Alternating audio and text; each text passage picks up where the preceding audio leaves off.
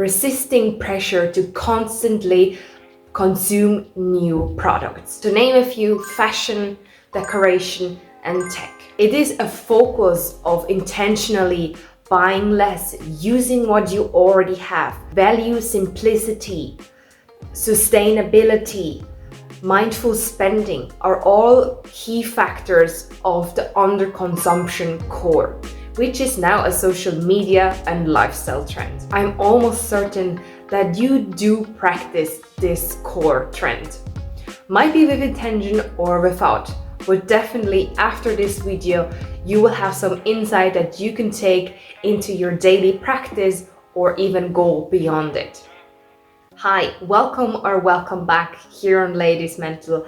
I am Nina, where I talk about minimalism, simple life, and furthermore. If you haven't subscribed, leave a subscription, comment down below. I'm always happy to have you around here. So let's dive into this topic, underconsumption core. But definitely after this video, you will have a deeper insight of what is it about and how it can be related to your own life. So first one, we have mindful consumption. Using what you already have, being intentional what you bring into your life. That might be one in, one out, being mindful of not owning the same item, almost a duplicate. You're prioritizing the use of items that you already own. How practical they are, have you any options that you can upgrade them, clean them. You're prioritizing the use of items that you already have. What necessity they can bring you over buying a new product. Is it convenient? Can I change it in a way? It's a focus that you lay on, as I said, with the things that you own. As easy as it is and as difficult it can be sometimes. And in your daily life, that could be have or buy new things just because it's in a different color and you would like to change it now, even though the item that you own has the functionality, necessity to fill out his job or whatever context it is. And that really helped me personally to really be mindful of what's going on in my head and what I actually put out and consume in that way. It is using what I have. And another example I can say is if I do see, like in fashion, something that I do want, I try to recreate those looks with my clothes that I already own. Might that be getting the inspiration from that item that I see or clothes in particular to recreate with what I have. I think the mindset really plays a big role anyway in this underconsumption core because you're getting creative all over. I feel like you're actually have to use your it's kind of use your head, but not in a way that you feel like dumb. It's just thinking outside of the box. I think that really puts it very well. Thinking outside of the box and what you have. And it is really something that has to be learned. It really has to be learned, this new mindful consumption. But begin small. It's also like with a favorite pen that you might have in school, or if you're drawing, it's like your favorite pencil or color pen that you have, and obviously over the time it shrunk and you have just like a little piece left, but it's still the one that you value or the color.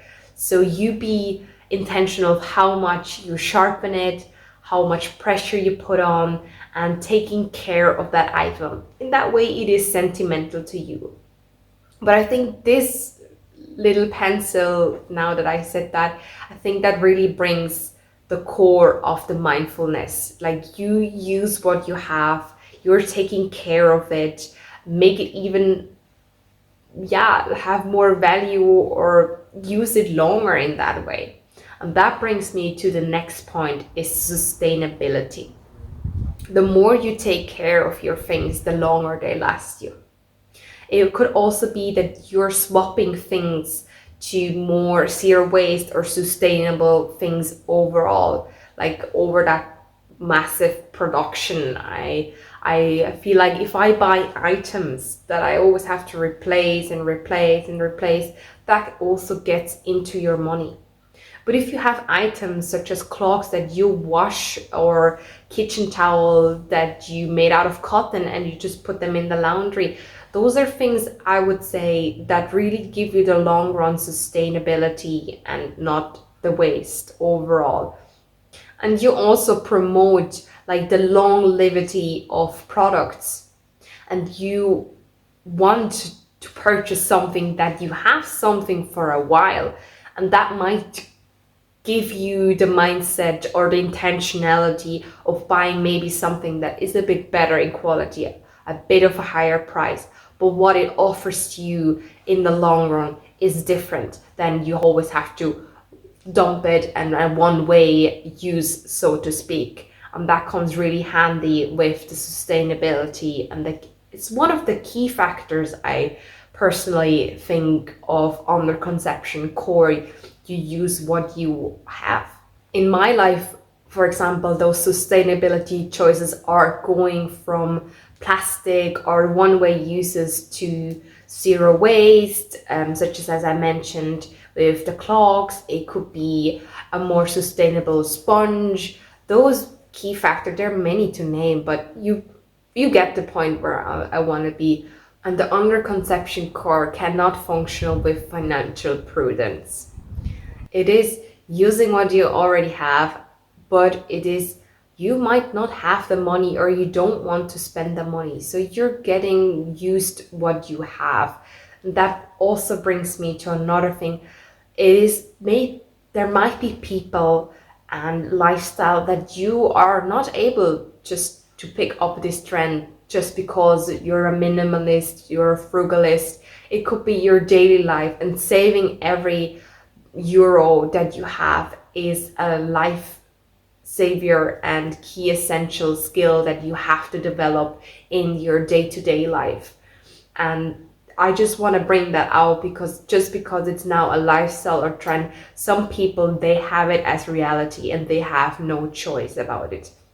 So every little decisions have an impact in their future life or choices that they need to face the consequences. So it's just a little thing I want to also mention, that it's not just all about trend, it is also, but in a matter of fact of using this trend, you're saving money. I feel like me personally, I am really liking to save money wherever I can, but not just because I'm greedy of spending money. I just think intentionally or consume intentionally what I want to buy. So I buy, as I said, maybe a bit more quality that lasts you longer. It is maybe buying something multifunctional that can be so many things, and that really is with the finance that goes along with you. But with matter of fact, I do feel like it's not just a trend that we're talking about. I think it brings us a little bit on a level down of our general life, like our day-to-day people, of not always having a new item or seasonal trend that you follow. Gives you the insight of a day-to-day life, and I feel like, and I like that actually, that we are trying to normalize normal living using what you have. Is like what I like to do is, if I have a dress that I adore, and I have a hole in it, I try to do it myself or keep maintaining it, of just throwing it away just because it has a little hole, or making those sustainable swaps to zero waste or even less harmful on the planet overall, so that it can be recycled. Being a creative way, making DIY projects is something that can really fit well into this category. It is also something that I would say fits perfectly into this whole thing is one in, one out rule. Don't purchase something just because you're being intentional of what comes into your life and what you have to swap. When you bring something in, you make kind of the exchange, and that really helps overall. But I think it also relates so much to us because it is a day-to-day thing. Like, I think it's normalized to own some jewelry like for 10 years, or you have inherited something like a furniture or plate from your family, your relatives, and those things have also sentimental values to you or to your family. And using what you have, I think it's not bad. You can always change it a little bit in colors, and it's almost, I personally feel like sometimes the pressure of always keeping up with those trends gives an unrealistic way of thinking about it and competing with other people, and you kind of go into a bad spiral. I think the underconsumption core has given a new perspective into that, a normalization in normal people's life, if we can normalize that in one word.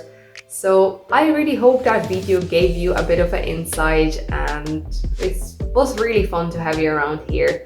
Let me know in the comment what is something, an item or a thing that you really take care of and good maintenance to keep it alive.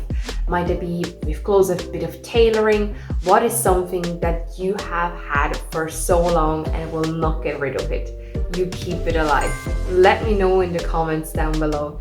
Thank you so much. Subscribe to this channel and we see us the next time. Thank you. Bye.